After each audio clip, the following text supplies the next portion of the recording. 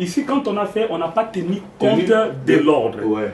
Dirdjo Group, une consultante de travaux publics dont l'objectif est de rendre les projets de ses clients réels, a été choisie en partenariat par la mairie de Pointe-Noire pour l'aménagement et modernisation des avenues dans les 6 arrondissements de la ville océane.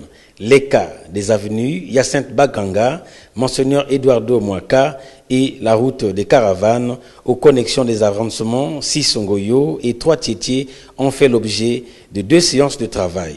Celle du 24 février 2020 en présence du député maire de la ville de Pointe-Noire, Jean-François Kondo, où le directoire de Dirdjo Group a fait la remise officielle du projet en étude aux autorités de la ville. Séance de travail poursuivie le mardi 25 février 2020 avec les techniciens de la mairie qui ont été édifiés sur la présentation du projet, les caractéristiques des amorces, longueur et emprise des avenues en projet de construction avant la présentation de l'entreprise Dirdjo.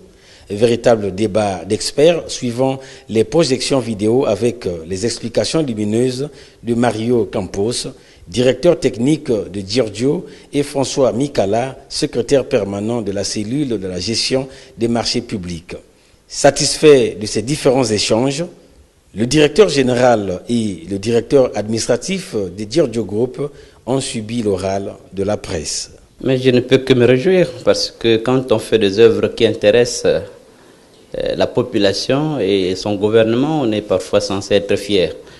Et moi, j'ai dit hier, comme j'ai dit à M. le maire, je disais que c'était quand même bien de ne pas compter seulement sur le gouvernement, mais chaque Congolais, dans son milieu, il peut faire une action qui peut satisfaire toute la population et pourquoi pas notre ville Pointe-Noire.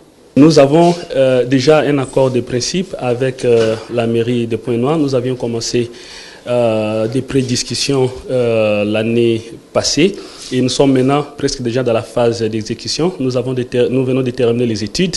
Nous sommes en train de voir comment faire certaines modalités pour passer à la phase d'exécution. Les techniciens de la mairie ont été là pour tenter de voir la technologie que nous voulons amener ici, confronter ça aux réalités sur terrain. Il serait pratiquement impossible d'amener quelque chose qui n'encadre pas avec les réalités sur terrain.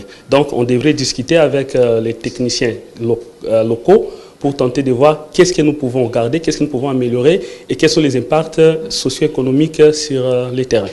Nous sommes capables de venir investir, mais c'est un partenariat. Les détails de partenariat sont un peu entre la mairie, entre nous.